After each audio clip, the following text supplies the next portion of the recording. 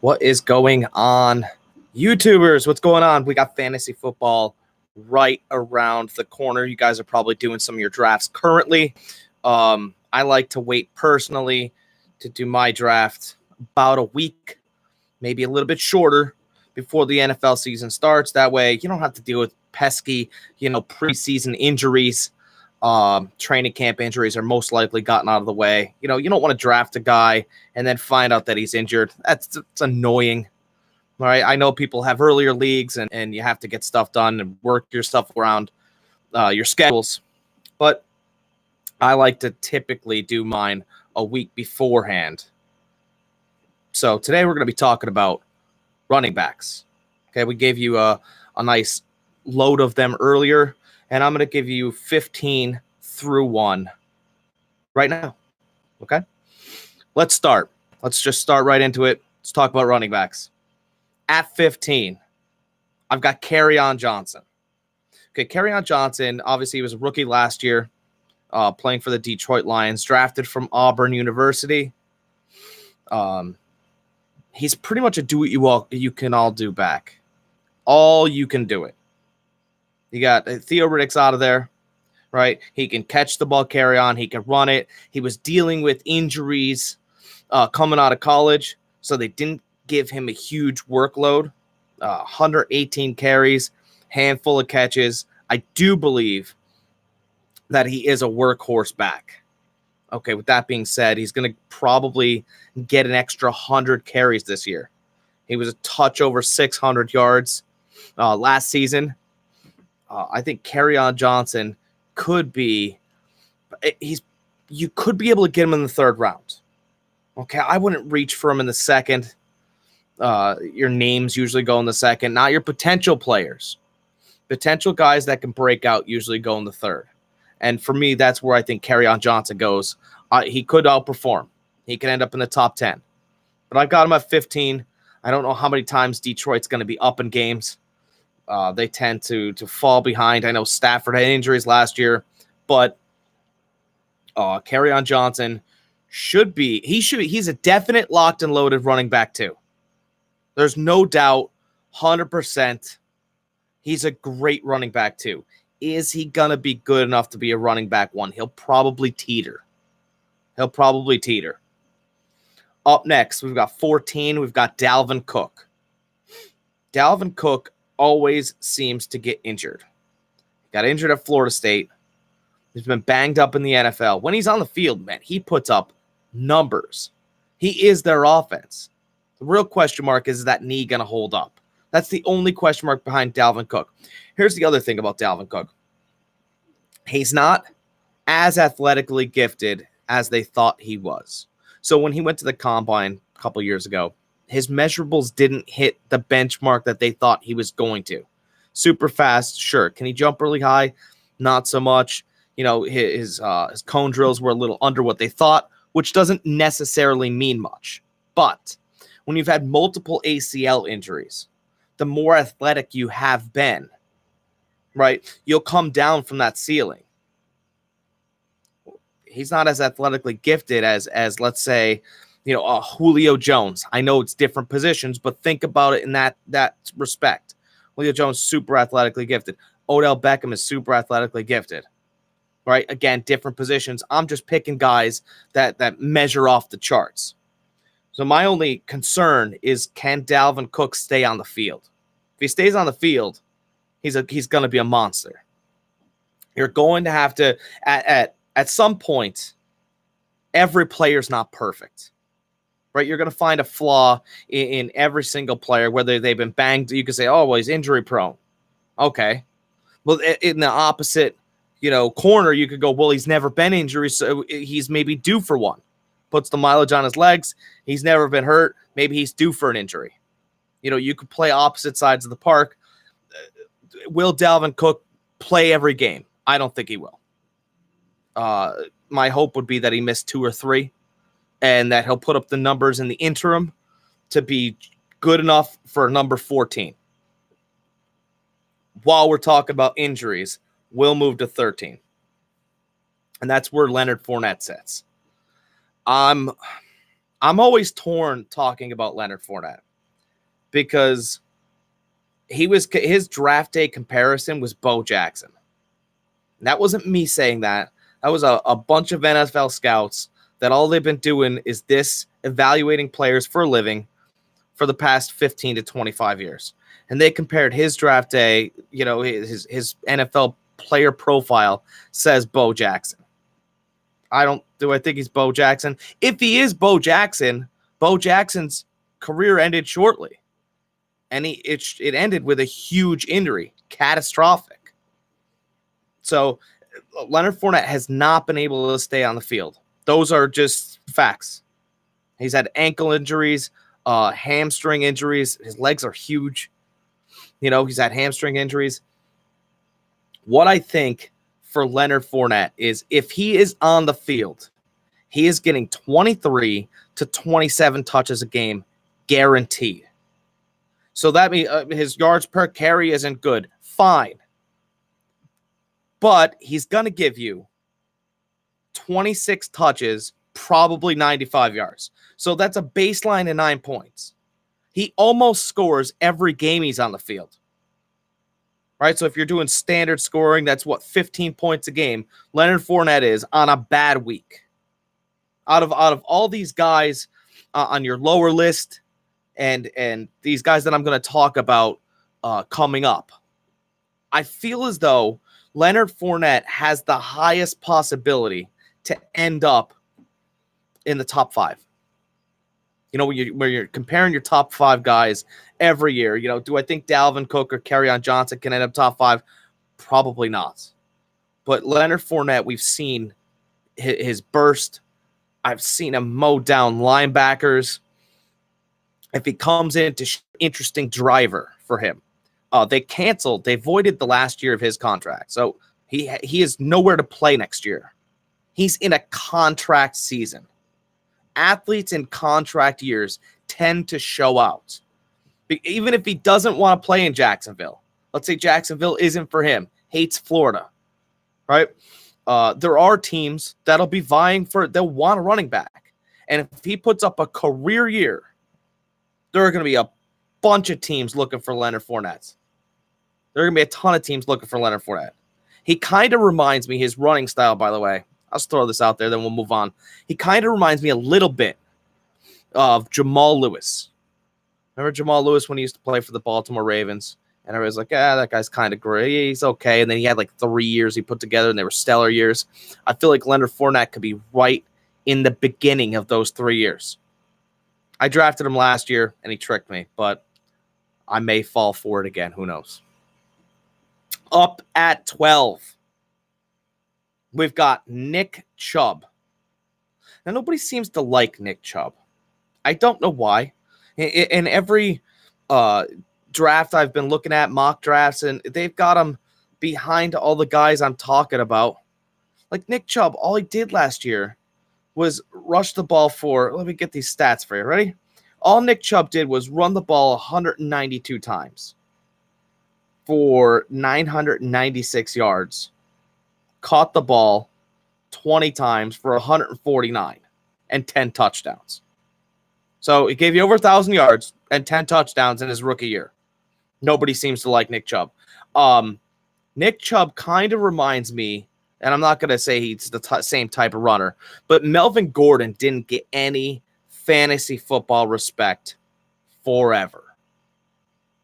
Nobody liked Melvin Gordon. He was going mid to late second round. There were some years you could get him in the third and fourth, and he put up decent numbers. Not last year numbers, but he put up really good, respectable numbers. He just didn't get any respect. And I feel like Nick Chubb may fall in that category for this season.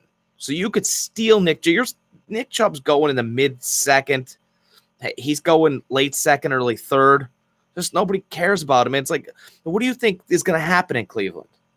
You think Baker Mayfield's just going to drop back and throw the ball to Beckham every play? Probably not. Beckham's going to be double covered. Everybody knows he's going to get the ball. There's going to be open dump-offs to Landry and Chubb all day long.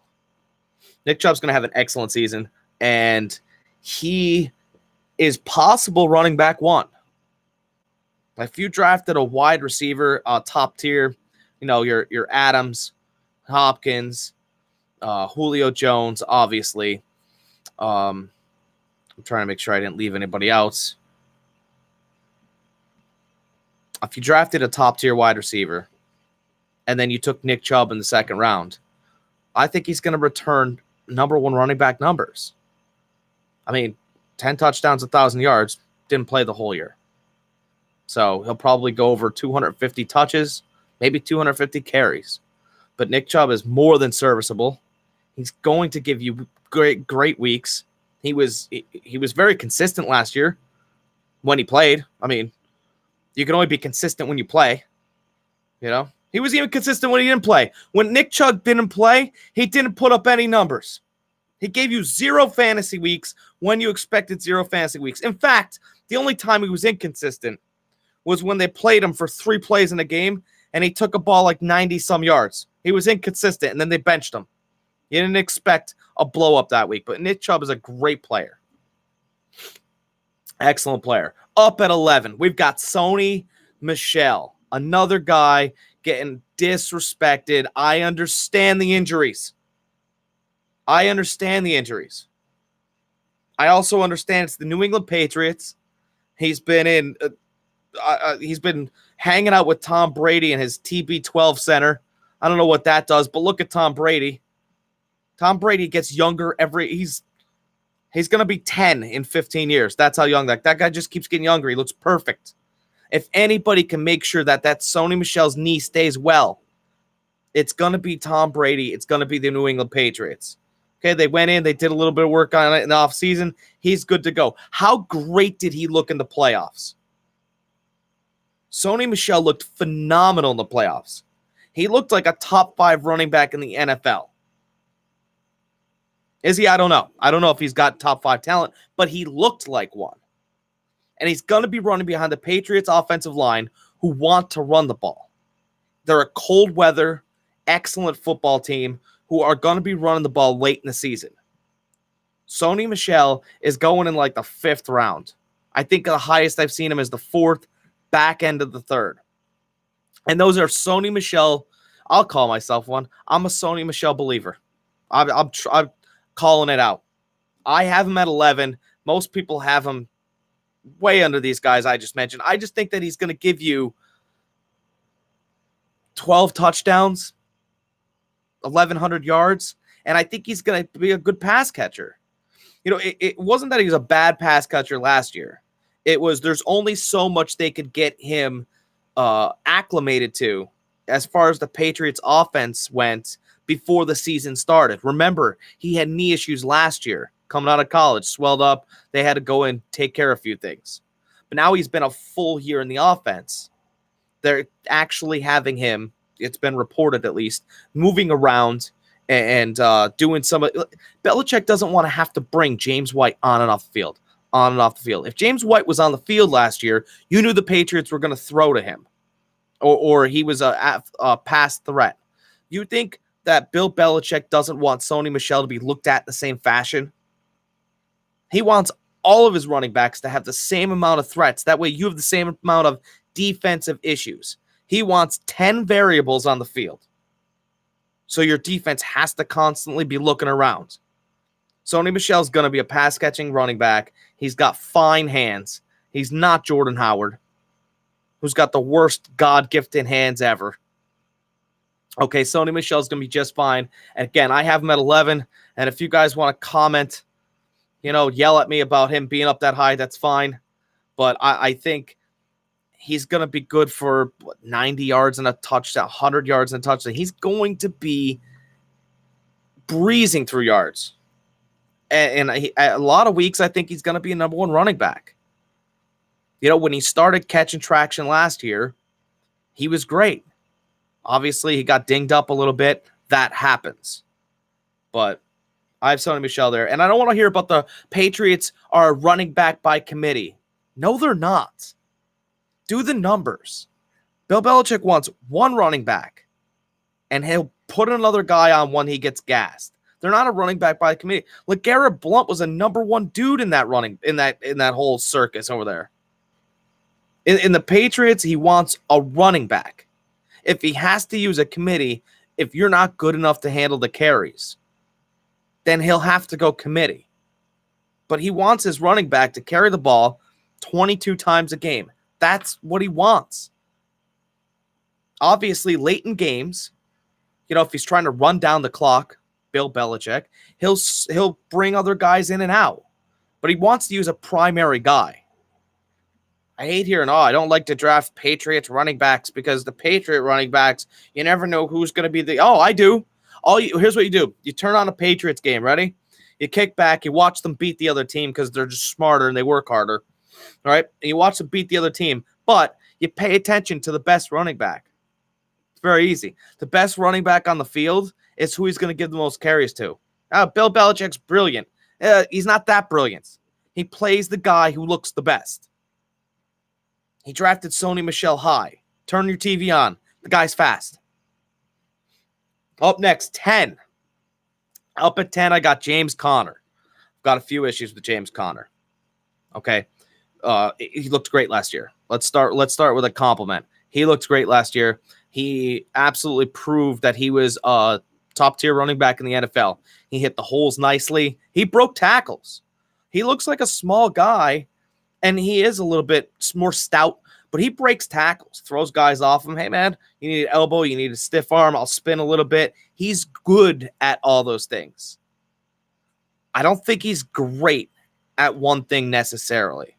Pittsburgh's offensive line is going to be just fine. Okay, so he's got that going for him. It scared me, the injury last year, and he wasn't super injured by any stretch of the imagination. I'm not saying that James Conner is injury prone.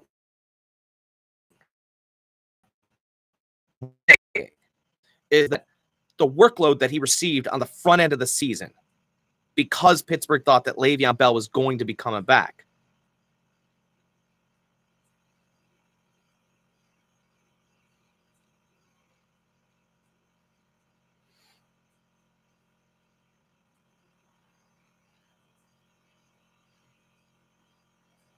Was possibly an issue. James Conner is going to get all the opportunity in Pittsburgh, I believe. I don't believe that any coach really wants to do this running back by committee thing. It's fine if you have two great players, but you have to slow down your offense, pulling guys in and off of the field and formations and huddles and all that. No coach really wants a running back by committee. Don't be tricked by that. They'll have formations for different running backs here and there. They want mostly a guy on the field because otherwise it slows down the train.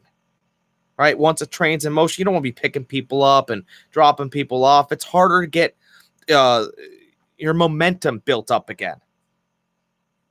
James Conner is going to get just if he slows down late in the season.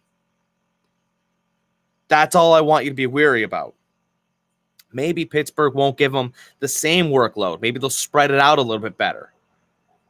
That's the only thing that worries me about James Conner. Otherwise, he's a great second-round pick. Late first, if you really like him. I don't hate him. I've got him in my top 10. He's 10.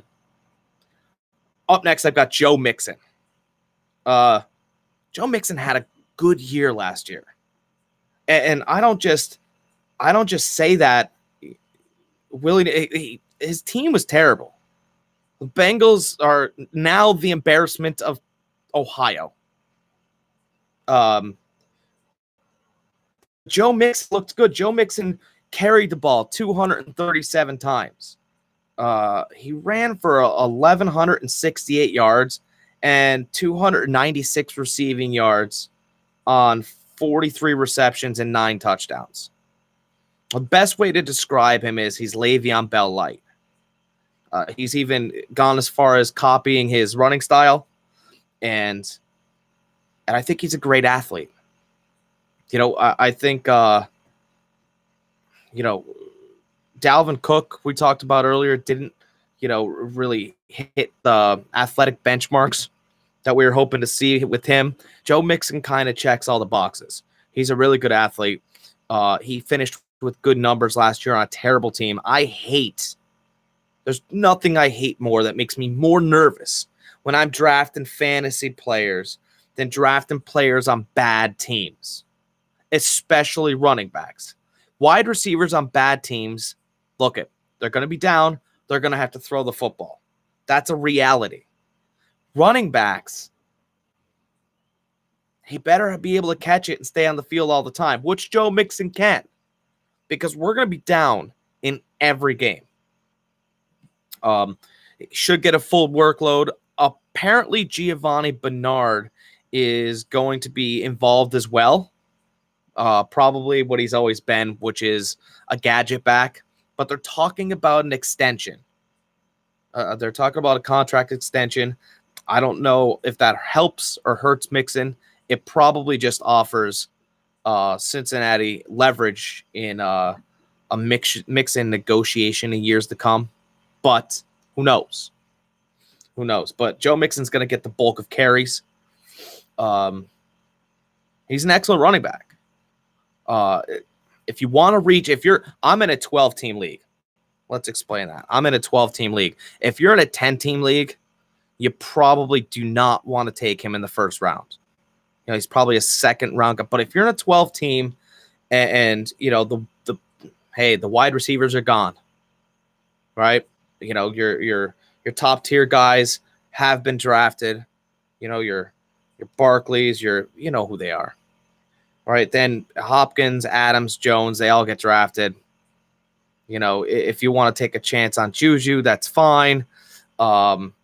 If you want to take a leap at Odell, that's fine. But, you know, if you're in the 11th or 12th spot, there's nothing wrong with Joe Mixon. He's going to give you the yards. They got a new coach. He was one of the coaches on the Rams staff. So, you know, Cincinnati's trying to open it up more. And they're going to get Joe in space. Will he be able to reproduce like Todd Gurley? Maybe Cincinnati gets turned around. I don't think they have, you know, the amount of athletes they'd like to, but maybe they get it turned around to the point where, you know, his stats get upped a little bit. Maybe he ends up with 12 touchdowns this year. He's really a yards guy, though. And that's why I call him Le'Veon. Le'Veon Bell's not a huge touchdown guy. He's a huge yards guy. He's a big into controlling the pace of the game. Up next, number 8, I've got Todd Gurley. And I'd like to have Todd Gurley up much further. I'd like to have Todd Gurley inside the top 3, maybe inside the top 4, somewhere in that spot. The fact of the matter is that Todd Gurley is going to be a guessing game every single week. He's got an arthritic knee, and he doesn't want to. He feels great, and he's a vegetarian, and he's got a nutritionist, and the Rams are saying all the greatest things about him. Listen, man, helmets end up on knees. You know, shoulder pads end up on knees. They just happen by accident. And if that knee gets banged around, you're not going to hear anything from the Rams. You're not going to hear anything from Todd Gurley. And you're not going to have a clue whether or not to start him. He's going to be a Sunday morning headache. I know that you could go on to any of these drafting sites and it'll show you what Todd Gurley's projected numbers are the whole season. And the numbers are pretty good. He's projected to score anywhere from 220 points to 244 if he plays a full season. I don't think he plays a full season. What I do expect, though, is Todd Gurley's always been a touchdown guy. Get him in space, let him rumble. I do expect him to come down in carries because over the past couple seasons, that's all he's had is carries.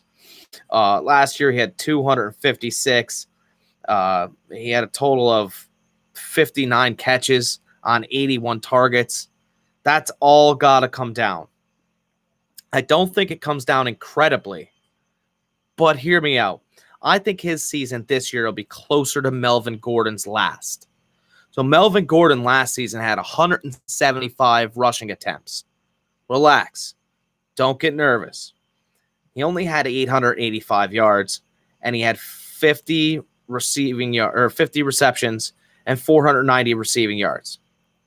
But he was valuable because he had 14 touchdowns. So I think Todd Gurley lands for me at number 8. A, because you don't know when to start him. And B, those carries are really coming down. I think the touchdowns also come down. What did he have last season? He had 21. He didn't have 21 this year. But he could have 15 and 16, maybe 14. Look for it in that area. Yards are coming down. Everything's coming down. But that would land him at the 8th spot, which is where I have him. Nothing wrong with Todd Gurley. He will be a Sunday morning headache. Number 7, Le'Veon Bell. Angry that he didn't play, and there are players that are holding his position this year, and some of them are holding out. Look at Le'Veon Bell was franchise tagged 1 year. He was franchise tagged the 2nd year. Okay, he didn't want to be franchised. You can only be franchise tagged 3 years. So after he's franchise tagged for the 3rd year, no one's going to sign him then. He was 40%. Listen to me. 40% of the Pittsburgh Steelers offense on the 2nd franchise tag. If he accepted the 3rd, they would have used him the same way. 40% of their offense. In that year that he played, which was not last year, he was the 9th best wide receiver in the league and the 3rd best running back. And they didn't want to pay him. They wanted to franchise tag him and use him like a dog. That's the truth. All right, so for everybody that is very angry still with Le'Veon Bell, I get it. He wasn't very nice to you fantasy-wise. Probably could have thrown a tweet out there or something to help everybody. But back to Jet, and it's going to control the line because it's a cold weather team again. They do have an improving quarterback in Sam Darnold. The wide receiver core is starting to get together. They made a couple moves for offensive linemen this offseason. And the Jets are getting better. Do I expect Pittsburgh production? No. If I expected Pittsburgh production, I'd have them around the 5 spot, maybe even the 4 spot. Okay, I think there's a little bit of a decline. Here's the other caution in Le'Veon Bell. He's a slow starter. Not in games necessarily, but on the season. He kind of, week 1, he starts slow. 2, 3, he's a slow starting running back. And I believe the Jets have a bye week. I'm almost positive week 4. Okay, so for 3 weeks, in my opinion, you're not going to get a stellar Le'Veon Bell. What I would do is if you're going to draft Le'Veon Bell, what I would do is I would draft another running back that's a fast starter that really gets out and runs, gets out of the gate quickly. But James Conner gets out of the gate quickly. Le'Veon Bell finishes off the season, though. I believe after week 4, after their bye week, he's going to take off, and he's going to be a week winner for you. So I have him at 7. You're going to have to bear with the slow starts. I think he still has him. You're going to be disappointed week 1, and you're going to want to throw your shoe at the TV week 2. Week 3, it'll look a little bit better, and as soon as you start to feel good about Bell, he's on a bye week, but then he comes in strong. That's what I think. It's my guess. Up 6. We've got David Johnson, another guy you guys hated last year. Okay, he played. Sure. Well, he totally touched the ball almost 300 times and only gave you barely a thought. Let's get you some real statistics. 258 rushes, 50 receptions, 940 rushing yards, 446 receiving yards, 10 touchdowns. It felt bad, though. You had Josh Rosen at quarterback. You had your coach fired. You had offensive coordinators moved around. The Arizona Cardinals were a mess. But they won't be this year. You've got a new coach in Kingsbury. You've got a new quarterback in Murray. Yes, he's going to be as good as they say. Kyler Murray's an excellent athlete. He's going to help the team run and win. David Johnson's going to have much better opportunity this year. That's a bad season. David Johnson's bad garbage season that everybody was super upset about was he went over 1,300 yards and 10 touchdowns. That's when he's crap. He gets 1,300 yards and 10 touchdowns. So, I mean, that's why I have him at 6. I think he's probably good for 1,600 yards, 11 touchdowns, maybe 12 touchdowns. Touchdowns, you can get them, man. If you get down the field, you can get some touchdowns. He's going to give you the yards, and he's going to be much more available in the passing game, I believe. I also think that I just think it's going to be his year with Kyler Murray. I really do. I think David Johnson's going to have an excellent season. Up at 5, I have Melvin Gordon. And I understand he said he's willing to hold out the season. I'm going to explain to you really why he can't. Okay, he's on the last year of his contract. So he sits out. Chargers can sign him. They could tag him a year after. They could pick up options. Okay, so really he's stuck there for 2 seasons. He's got to take their deal or not play football anymore. He's screaming and crying. He wants to be traded. They're not going to do it. They won't do it. And you can't do anything, so you'll just sit home, and the Chargers will figure out how to do something else. My fear, Melvin Gordon's a monster when he's on the field. My fear is he gets on the field and he doesn't give 100%. I know that's not a great idea when you're playing football because that can actually get you injured. But if your heart's not on the team, which it might not be in his case, Melvin Gordon could be a disaster. If he plays, I got to believe he's at 5. I got to believe that they work that out. I don't think it's not the same as the Le'Veon Bell situation. Bell's was mainly to protect himself. And I understand that Gordon's saying the same thing, but Bell was disrespected year after year. With that being said, Melvin Gordon I have at 5 if he plays. That's the asterisk. If he plays. All right, let's go to number 4. Let's talk about a guy that's definitely playing. Christian McCaffrey will play. Christian McCaffrey will be a huge part of the Carolina Panthers. The offensive coordinator, Norv Turner. I say this time and time again, but it holds true.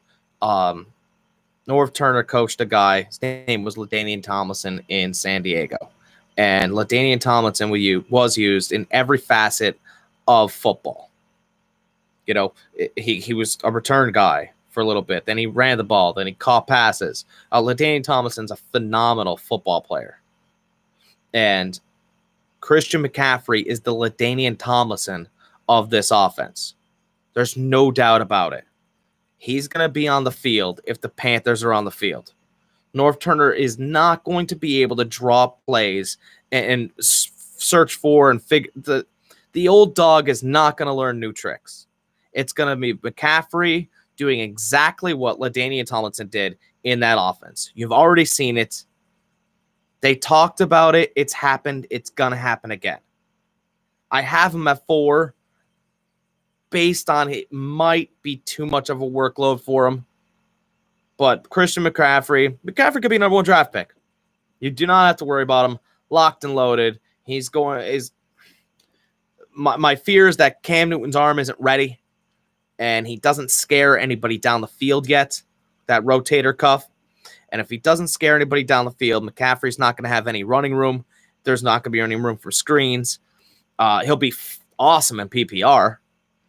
He'll have a ton of catches, but they might be for 4 yards, 3 yards, 7 yards. It might be for nothing because there's no space, because Newton can't push the defense back yet. I don't know, but that's my fear with Christian McCaffrey. People love him because of that too, by the way. They think the Panthers are going to run more and make shorter passes earlier on in the season, which could be true. But just because you have more of it doesn't mean it'll be more successful. It might not be as successful as if he was able to push defenses back, when we'll find that out soon enough. At 3, we've got another holdout. And Ezekiel Elliott said he's not going to play football. I mean, then he's not going to play for a long time because he's under contract for 2 more seasons. And then if the Cowboys want, they can tag him. That's 3 years. You're not going to sit out for 3 years. You'll probably sit down and figure out First of all, Ezekiel Elliott hasn't really played every season in the past 3 years. He hasn't played every game. I mean, he's played every season, but he hasn't played every game.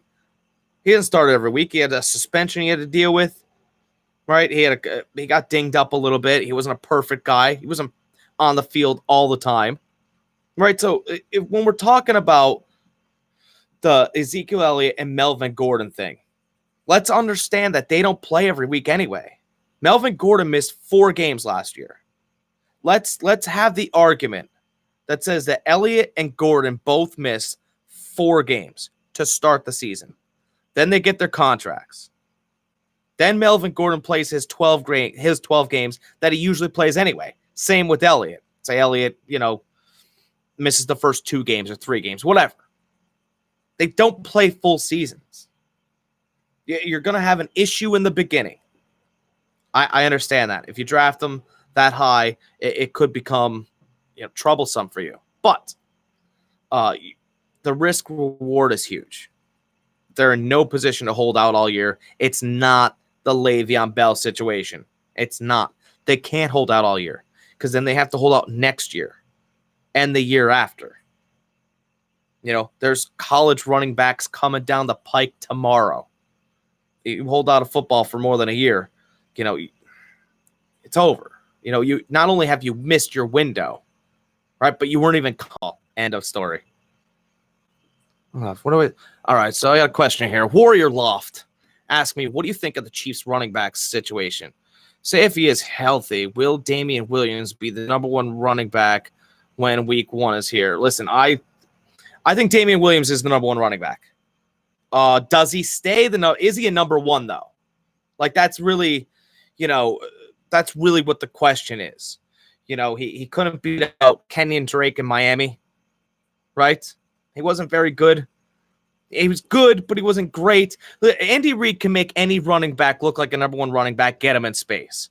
Here's what I said about Damian Williams before, though. He's already a little banged up. Like twisted his ankle, he hurt his calf, whatever, in camp. And usually when guys get banged up in camp, they don't make it through the entire season. Okay, a guy that gets injured before the season starts, nicks and bruises will catch up with them. I don't think Damian Williams is the number 1 guy. I think he's being overdrafted. I think because people are putting he's Andy Reid and the Chiefs running back, stigma on him, right? They're just lumping it right on him like he's that guy. And I think Andy Reid said it best, right? And I talked about this a little bit earlier, Warrior Loft, is that coaches don't want to do a running back by committee, but they'll do it if they have to.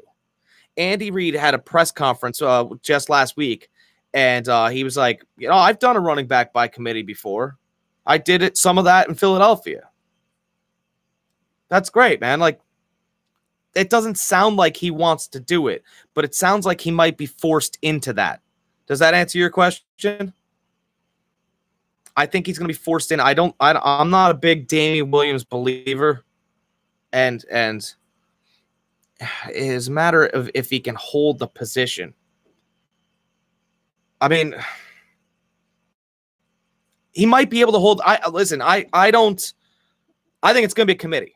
I think it's going to be a committee, and Reed's going to have to deal with it. I don't think he's a number 1. I think he's fool's gold. He might give you a couple good weeks, but as far as, yeah, great. I'm glad you agree. Excellent. Yeah, I don't think. Listen, there are guys I like better than him. Okay, he's not a great offense, but I like Kerryon Johnson better. If you want a guy that's in a great offense like Kansas City, that I think hit all those benchmarks that you would get out of Williams, I would rather Marlon Mack. Personally, in that little area, I'd rather. How about this? I know he's a rookie, but rookies have been nice the past couple of years. I'd rather David Montgomery. I'd rather wait a couple rounds and take Miles Sanders in Philadelphia. That's what I would rather do. That's my personal opinion. I'd rather take those type of running backs to take Damian Williams. You couldn't beat out Kenyon Drake down in Miami. I mean, Frank Gore started getting carries ahead of you. There's something amiss there. I'm not drafting him. How about that? I'm not saying that, okay? If he falls to the late 4th round, early 5th, he's an excellent flex. How does that sound? He's there you go, man. You're very welcome. I'm happy to help. Number 2, I've got Alvin Kamara.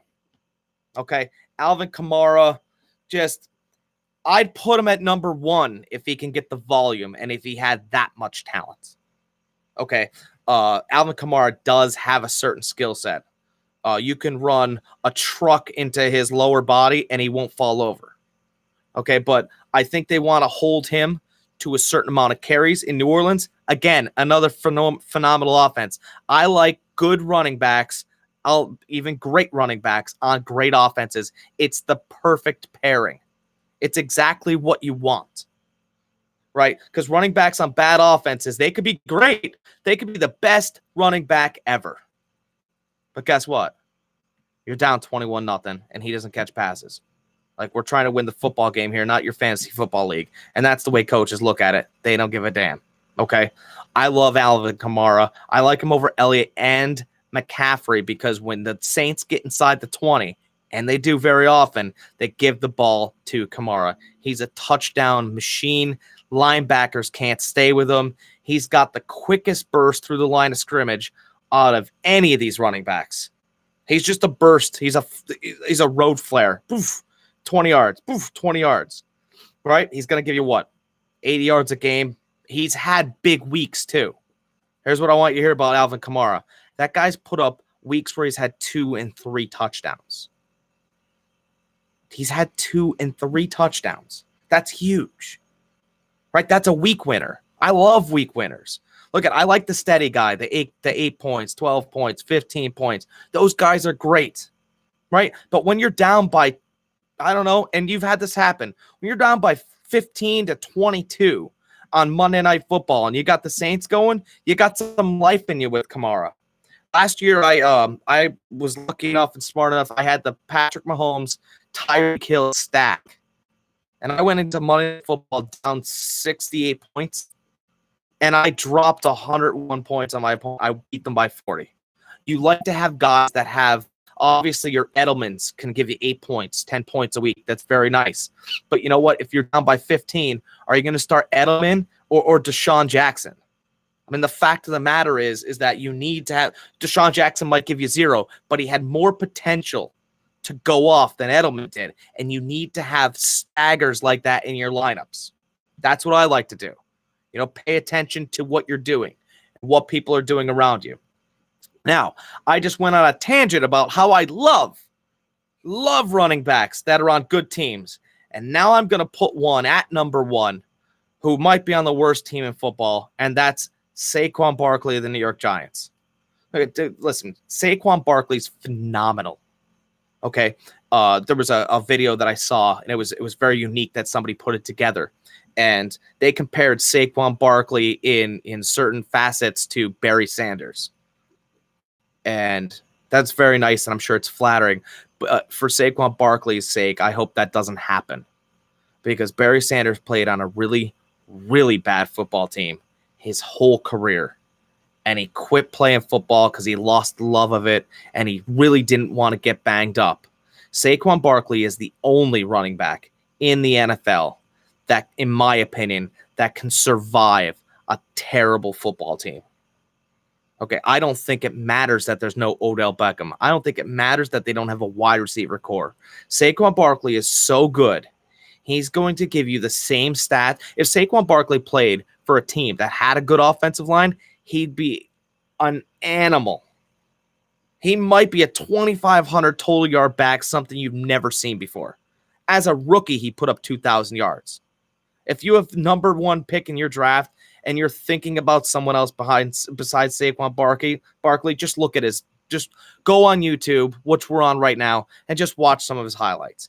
He's phenomenal. He's super. He's the best thing that I've seen in 15 years. If if Ezekiel Elliott is Emmitt Smith, Saquon Barkley is Barry Sanders. It's the best damn player in football, and it's unfortunate that if the Giants don't get their act together, he's going to waste their career away. That's just what's going to happen. Guys, that's 15 through 1. That's 15 through 1. I'll be back here tomorrow. I'm going to be giving you wide receivers, things that I like about them, things I don't like about them. We've obviously have had some venue changes for some of them. Will that matter? Won't that matter? Warrior Loft, I hope I was able to help you out. And I'll be on here tomorrow. Considering the situation, including holdouts, can you give an overview of the options for the 5th pick in a PPR league? I absolutely can. All right, so Hopkins or David Johnson? That's where that's what you're looking at for 5th. I would take David Johnson. I would take David Johnson, and no, I don't want Zeke. I don't want Zeke comes with too much risk. So if Johnson goes ahead, let's say Johnson goes, that's a tough one. If Johnson's gone, I take Hopkins. I take Hopkins because Zeke is going to. If Zeke misses games, then you're in trouble, right? Like I'm trying to think. I love David Johnson this year.